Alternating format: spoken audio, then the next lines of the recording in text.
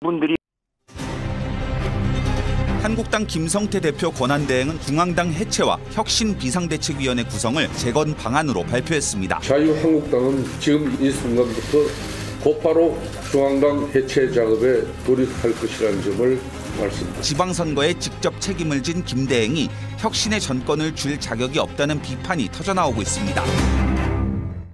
예, 어젯밤 치러진 축구 소식은 2부에서 러시아 현지 연결을 좀 해보도록 하고요. 여러분 의견은 그 사이에 보내주시고 일단 1부에서는 한국당 상황부터 체크를 해보겠습니다. 김성태 자유한국당 원내대표 겸 당대표 권한대행이요. 어제 중앙당 해체를 선언했습니다. 중앙당 해체라는 게 당을 해체한다, 당을 해산한다 이런 뜻은 아니고요. 전국 조직을 하나로 이끄는 당의 중앙 조직을 해체해버린다 이런 거죠. 당직자 전원을 사퇴시키고 당 명도 바꿉니다.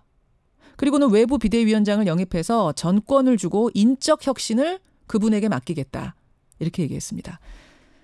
그러니까 한국당이라는 환자한테 외과적인 수술과 정신과적인 치료를 함께 해보겠다. 이런 계획이 김성태 권한대행의 계획인 건데 이 발표가 나오자마자 당이 지금 거세게 술렁이고 있네요. 이분은 어떤 생각일까요? 사선의 중진 자유한국당 한선교 의원 연결을 해보겠습니다. 한선교 의원님 안녕하세요. 네, 안녕하십니까. 일단 지금 화제인 게 지난 금요일에 저희가 잘못했습니다. 플래카드 내걸고 그 앞에서 무릎 쭉 다들 꿇으셨잖아요. 네네. 거기 계셨어요, 한 의원님도? 아주 고직적 의청까지 있었고요. 예.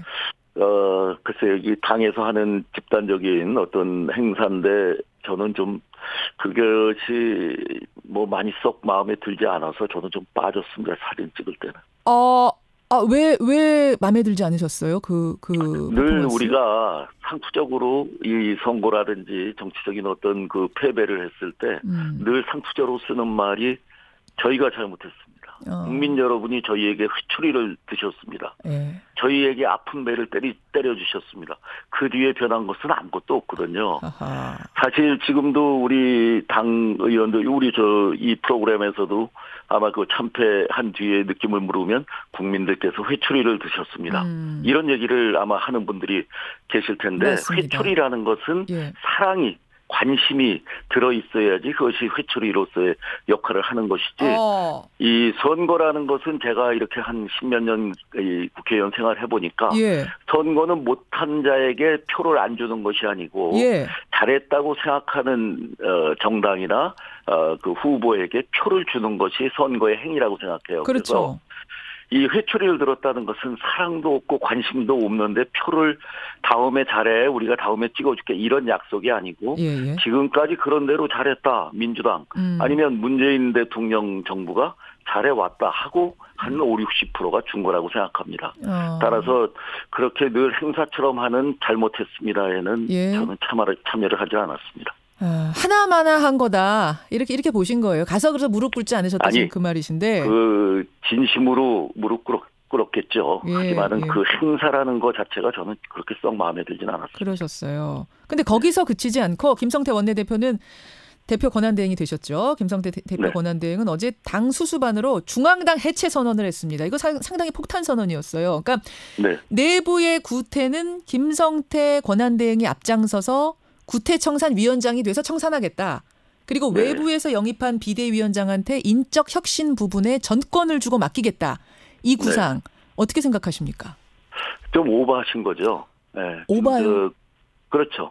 이 권한 대행이라는 것은 예. 우리가 저희 당으로서는 생각하고 싶지도 않지만은 박근혜 대통령이 그 어떤 직무가 정지됐을 때 황교안 총리가 권한 대행을 하지 않았습니까? 그렇죠. 황교안 총리는 사실은 총리의 그 범위 안에서 자기의 역할을 충실히 해와서 대행 역할을 잘했다. 예전에 고건 총리도 권한 대행을 했을 때 예. 총리로서 권한 역할을 잘했다.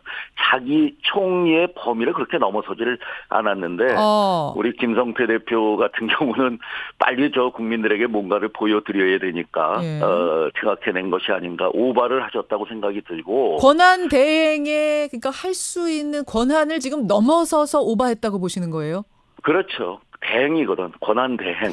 대행할 수 없는 앞으로 일이다. 정말 그분이 뒷부분에 얘기했던 비대위원장이나 누구를 영입해서 그분에게 정권을 주겠다. 예. 정권은 그분이 갖고 있는 것이고 이 대행은 그때까지 당을 그냥 순조롭게 순리대로 운영해 가는 것이고 한 가지 좀 제가 그러면서도 염려가 되는 것은 뭐 며칠 되지도 않았는데 중앙당 해체와 같은 커다란 그 플랜을 내갖고 걸고 나온 것으로 봐서는 또다시 이 한국당의 김성태를 중심으로 한 어떤 세력이 결집해 있는 것은 아닌가. 이 기회가 이 비주류에서 주류로의 전환의 계기는 아닌가. 이런 염려스러운 걱정도 합니다. 그러니까 그런 것은 아니라 믿습니다. 이 혼란을 틈타서 오히려 김성태 권한대행이 뭔가 주류로 올라서 보려고 하는, 뭔가를 잡아보려고 하는 몸부림은 아닌가라는 의심이 들어서 걱정스럽다? 아니, 김성태란 분은 그런 분은 아니에요. 김성태란 분은 아닌데. 김성태를 애워싸거나 둘러싸 있는 분들이 혹시 자꾸 김성태 의원을 그렇게 잘못된 길로 이끌고 가는 것은 아닌가. 그게 누군지는 몰라요. 제가 추측하고 있는 거니까. 누굽니까? 그 주변에 계시는 분들이 누구예요? 그냥 제가 추측으로 혹시 이런 일들이 벌어지면은 지금이 기회다. 그런 일이 있다면 회초리가 아니라 정말 지구상에서 떠나야 될 그런 정당이겠죠. 제발 그것이 아니길 바라니까 더 이상 묻지 마십시오. 아니 김성태 원내대표면은 그 주변은 그럼 이른바 친홍 이런 분들 아니에요? 굳이 나누자면? 전 모릅니다. 알겠습니다. 제가 그렇게 생각이 든다는 거니까. 아니, 친홍하고는 또 거리가 또 있어요. 홍준표 대표는 또 떠나신 분이니까. 그건 또 아니고. 알겠습니다. 여하튼 그쪽 언저리에 계신 분들이 또 이러는 거 아닌가라는 생각이 들 정도로 오바다.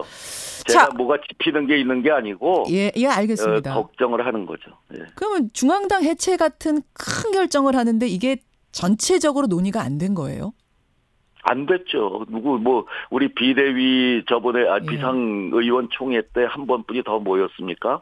물론 김성태 원내대표는 수석 부대표도 있고 그 밑에 또 10명 가까운 부대표들도 있으니까 여러 가지 비공개나 비공식으로 상의할 그런 그룹은 있지만은 그런 정도에서 나올 수 있는 그 중앙당 해체는 아니리라 생각해서 조금 의심을 하지 않을 수 없다. 누구 머리에서 나온 겁니까 그러면?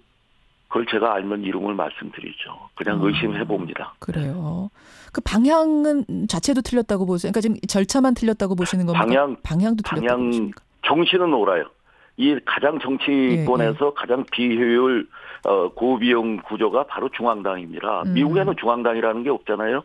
그야말로 원내 총무가 모든 것을 당을 이끌어 가는데 대한민국은 중앙당이라는 게 있어요. 이번 선거에서 중앙당의 역할은 어떤 거였냐? 바로 우리 전체 당원들이 200몇만 명이 되는데 그분들이 다 투표를 적극적으로 참여해 주셔서 그나마 30%를 유지할 수 있었던 거죠. 바른미래당이라는 데는 그 중앙당이 있기는 있지만은 전국적인 조직이 없어요. 왜? 중앙당 생긴 지가 얼마 안 되기 때문에. 그래서 중앙당을 없앤다는 것은 전국 우리 정치계의 조직을 없앤다는 것이기 때문에 가히 혁명적인데 지금 현실에서는 현실에 맞지 않는 그런 대책이라고 생각합니다. 그러면 외부 비대위원장 영입해서 인적 혁신에 전권 주겠다. 이 부분은 방향 어떻게 보세요? 저는 그 외부 비대위원장도 그렇게 쉽게 결정할 일은 아니라고 생각합니다. 먼저 우리 탄핵 이후에 우리 비대위가 한 3차례 정도 이렇게 구성되지 않았는가 생각합니다. 마지막에 연세대학교 그분까지 오셨었죠. 중간에 임명진 위원장 다음에 하시고요. 그런데 그분들 외부 분들은 결국 안에 어떤 그 중심이 되는 권력자라 할까요? 그분들과 항상 상의를 하게 돼 있고 임명진 위원장은 좀 그렇지 않았던 것 같았어요. 그때 구심점이 당내에 없었기 때문에. 하지만 그분의 독단으로 또 정치와는 조금 비현실적인 쪽, 이상적으로 간 부분이 없지 않아 있죠. 그래서 저는 이번에 비대위원장을 한다면 우리의 병폐가 무엇인지 골마 터진 것이 무엇인지 이미 잘 알고 있고 그랬던 우리 당의 어떤 원로 중진 같은 분이 오셔서 준엄하게 우리를 꾸짖고 정말 그분이 한마디 한마디에 우리가 그 영의선은 그냥 예를 들어서 얘기를 한다면은 그간에 우리 홍준표 대표 체제 때 바깥에서 참 많은 염려의 말씀을 했던 박관영 전 의장이라든지 김영호 전 의장이라든지 뭐 박주태 전 의장이라든지 이 당을 아는 분들이 와서 수술을 해줘야지 전 정확히 도려낼 수 있다고 생각합니다. 그렇게 보시는군요. 원로 중진 무게감 있는 분이 와서 쓴소리 했던 그분들이 와서 뭔가 카리스마 있게 하는 것에 대해서는 우리를 동의한다. 왜 지금 한국당이 진짜 굉장히 질서 없이 무질서하게 돌아간다 하면 당에 어른이 없어요. 어른이 있으면은 홍 대표 그렇게 말씀하시면 국민들이 실망합니다. 하면 그거 무겁게 받아들이지 않습니까? 알겠습니다. 어른이 없는 이 상황에 어른이 나타나 줘야 된다. 이런 말씀. 우리를 키워주고 우리와 함께 했던 그래요. 아까 김성태 원내대표 혼자의 생각은 아닐 거고 누군가 다른 코치를 받고 있는 거 아니냐. 주르르 올라서려는 누구가 있는 거 아니냐. 결국 김무성 의원 생각하시는 거예요? 아니에요.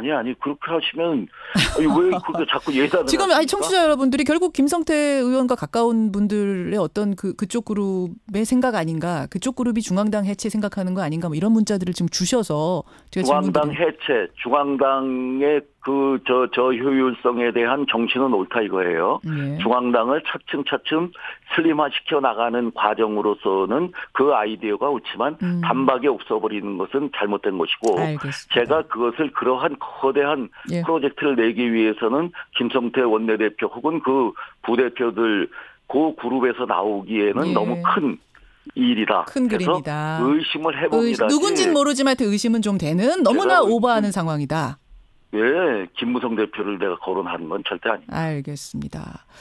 그래요. 그러니까 이게 지금 이대로 지금 김성태 의원이 밀고 나가기에는 지금 한선교 의원만이 아니라 전체적인 분위기가 좀 지금 어렵다 쪽인 것 같네요. 해프닝이죠. 해프닝이라고 보십니까? 네네. 알겠습니다. 한성교 의원님, 사실은 이것 말고도 그럼 당의 패배 원인은 뭔가부터 시작해서 재건 방법은 뭔가 좀 여러 가지들을 여쭤야 하는데 오늘은 일단 어제 워낙 큰 폭탄 선언이 나왔기 때문에 당내 분위기 또 한성교 의원의 생각은 어떠신지 여기까지 일단 듣는 것으로 하겠습니다. 고맙습니다. 의심해 봅니다. 의심하시는 것으로 정리하겠습니다. 고맙습니다. 네. 자유한국당의 4선 중진입니다. 한성교 의원이었습니다.